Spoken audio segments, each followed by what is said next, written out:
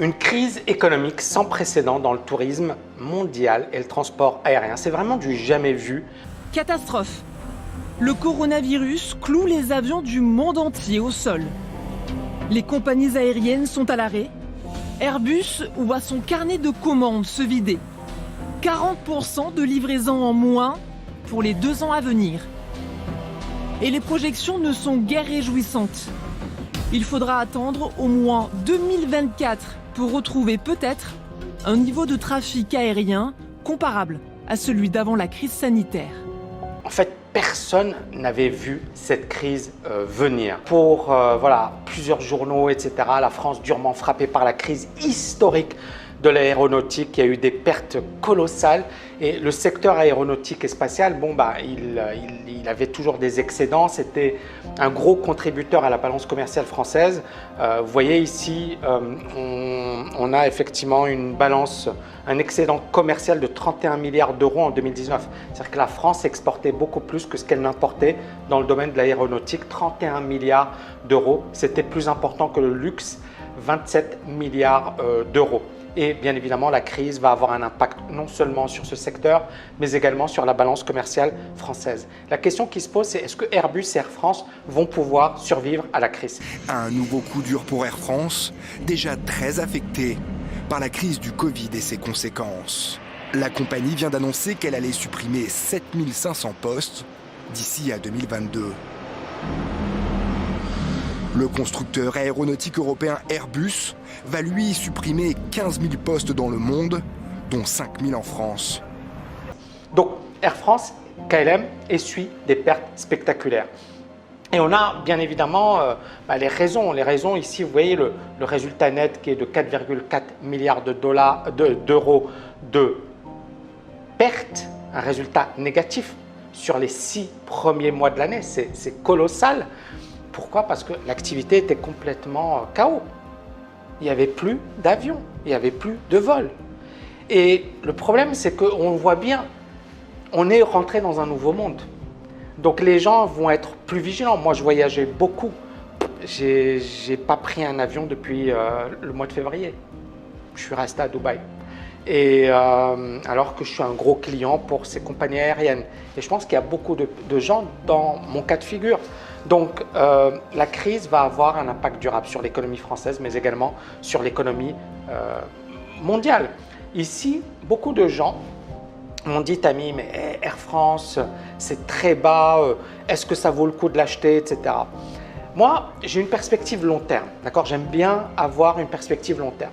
Ici, vous voyez, Air France, début des années 2000, ça valait environ 18, d'accord? Ensuite, en 2007-2008, vous voyez, on a atteint le niveau des 38 euros. Pas mal.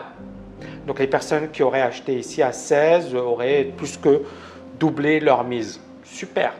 Sauf que depuis 2007, on a eu un point bas ici en 2009, donc crise des subprimes, normal, à 6 euros. Puis, on a eu un rebond vers les 14 euros, donc x2. Et puis, ici, on a fait un nouveau point bas à 3,7 euros. Et ensuite, on a rebondi. Mais vous voyez que depuis 2012, Air France n'a rien fait. Pire, là, on est sur les plus bas. Mais la question, elle est là. C'est est-ce que ça va se reprendre? Alors, si on prend l'analyse technique, on est sur un point bas. Si on prend l'activité économique, on voit bien qu'il y a quand même des choses qui ne sont pas encore claires. Mais surtout, il faut avoir une perspective historique. Ne pas se focaliser sur ça, mais se focaliser sur le mouvement depuis 2007. Et depuis 2007, ça n'a pas repris. Et j'avais eu le même raisonnement sur les banques et beaucoup se sont foutus de ma gueule. Ouais, mais non, mais Tammy, mais t'as pas raison, etc. Les bancaires, il n'y a rien eu d'extraordinaire. Donc on est véritablement dans ce phénomène où le secteur il est toujours bien déprimé. Airbus, c'est un peu plus intéressant. Pourquoi? Parce que, on voit ici, en 2000, ça valait l'équivalent de 25. Puis on a eu quand même une décennie où Airbus n'a rien fait. Puis à partir de 2012, Airbus a commencé à vraiment s'imposer, à gagner des marchés, etc. Donc on a eu une forte hausse entre 2012, donc ça valait 20 à 130 euros, donc très très bien. Et puis, durant la crise du coronavirus, c'est passé d'environ 140, vous voyez ici, 140 à 50, donc la valeur divisée par quasiment 3. Ça s'est repris, mais c'est quand même très léger. Donc ici, la question, c'est, en fait, encore une fois, c'est un pari. Mais il y a beaucoup d'incertitudes. Moi, il y a beaucoup de gens qui m'ont reproché le fait de ne pas leur avoir dit d'acheter massivement à ce moment-là bien précis. Et je ne regrette pas ma décision. J'avais dit, les seules valeurs qui me semblent intéressantes sont les valeurs technologiques et les valeurs de la santé. Pousse justement les indices américains à la hausse. Ça, c'est des Tesla, c'est des Apple. Regardez comme techniquement, c'est trop beau. Techniquement, c'est magnifique, vous voyez. Techniquement, et quand vous le prenez en daily, les signaux sont clairement haussiers, d'accord? Donc voilà, ces actions, elles ont soutenu le marché américain, mais c'est assez incroyable.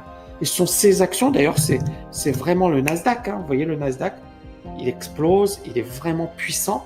Et donc, ce sont vraiment les valeurs technologiques qui ont super bien soutenu les marchés. Facebook, Amazon, donc toutes les valeurs technologiques se sont très bien comportées. Et les faits m'ont donné raison, les seules valeurs qui ont réellement cartonné, c'est la technologie et la santé. Les Airbus, les Air France, les Sociétés Générales, les Renault, ça reste bof, d'accord? Rien d'exceptionnel. Reste bof, avec de l'incertitude, avec un risque. On est d'accord? Il y a toujours ce risque. C'est-à-dire, si la crise reprend, ces boîtes sont très fragiles. Pourquoi? Parce qu'elles vont souffrir encore plus. On a vu ce qui s'est passé en quelques mois, mais il suffit d'un autre événement pour que ça souffre. Et donc, en tant qu'investisseur, c'est vrai que ça peut être intéressant d'investir quand les conditions, quand les marchés sont très bas. Mais Warren Buffett, il a vendu Delta Airlines, alors qu'il avait des parts dans ces sociétés aériennes. Ce qu'il a fait, Warren Buffett, récemment, regardez, le 3 avril, il a vendu des actions Delta Airlines à 24 $. Il a vendu des actions Southwest à 32 $. Étonnant, hein? Est-ce que vous pensiez que Warren Buffett allait vendre des actions? Je vous pose la question. C'est-à-dire que Buffett, c'est un investisseur qui vous explique qu'il faut être patient, qu'il faut travailler à long terme, qu'il ne faut pas vendre, qu'il faut garder ses positions, blablabli, blablabla. Mais là, il vend des actions. D'accord? Et ici, vous voyez, Berkshire possédait 11,11% de Delta et 10,4%. C'est-à-dire quand même une grosse partie, hein, c'est pas rien, c'est un gros investisseur dans ces sociétés. Pourquoi? Parce que justement, il s'est dit, avant j'avais une visibilité, aujourd'hui je n'ai plus de visibilité. Donc tout ça, ça a un gros impact sur la balance commerciale. En 2019, plus de 64 milliards d'euros d'exportation avec tout ce qui est transport aérien, l'aéronautique. Excédent commercial 31 milliards. Là, on voit bien que l'État va aider. Pourquoi? Parce qu'il y a beaucoup d'emplois. Pour tenter de redonner le sourire à l'industrie aéronautique française, Bruno Le Maire sort le carnet de chèques. 15 milliards d'euros pour aider les constructeurs comme Airbus et sauver des centaines de milliers d'emplois. Nous décrétons donc ce matin l'état d'urgence pour sauver notre industrie aéronautique. Ce sont 300 000 emplois directs ou indirects qui sont en jeu. Si nous n'apportons aucune aide publique immédiate, ce sont 100 000 emplois qui sont menacés dans les 6 mois. Les compagnies aériennes, elles aussi, sont touchées de plein fouet par la crise sanitaire. Air France bénéficie ainsi de 7 milliards d'euros d'aide de l'État. Priorité à la sauvegarde de l'emploi, il y a 195 000 salariés, plus de 47 000 pour Airbus, c'est énorme, c'est un gros secteur. Maintenant, ce secteur, il est ravagé, il y a une grosse incertitude, des millions d'emplois sont menacés, on a de nombreux pilotes qui ont été remerciés du jour au lendemain et ça me pousse à réfléchir un peu à la liberté financière. Un pilote, c'est quelqu'un qui passe un concours très difficile, qui bosse pendant de nombreuses années, qui à un certain moment, voilà, c'est un métier prestigieux, il ne faut pas se le cacher.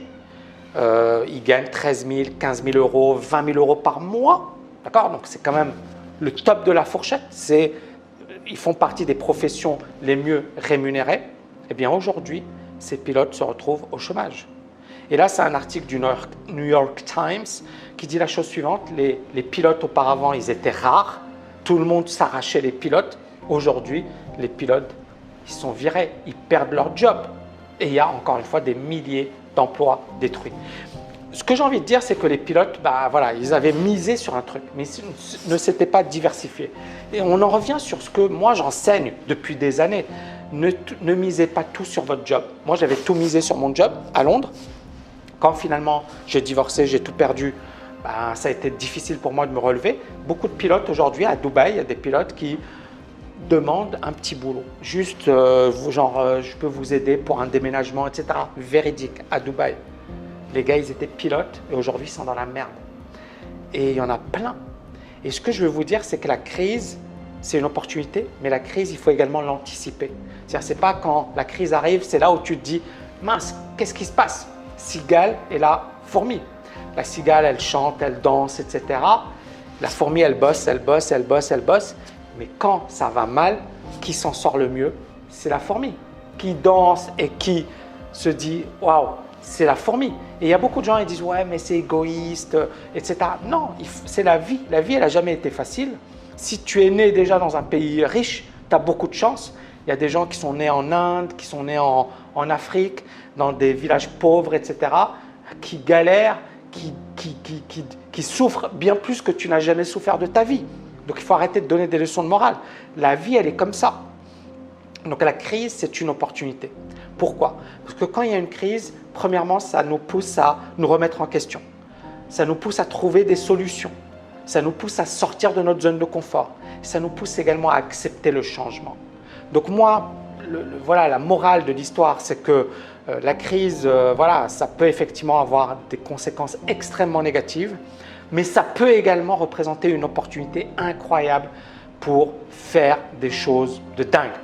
J'espère que vous avez aimé cette vidéo. N'oubliez pas de la liker et de la partager. Si vous voulez aller plus loin, tami.net/LFA. Grosse masterclass, les amis, dans laquelle j'aborde pas mal de choses sur la liberté financière et l'importance de se libérer financièrement aujourd'hui, l'importance d'agir aujourd'hui. Je vous dis à bientôt, les amis. Ciao, ciao, ciao.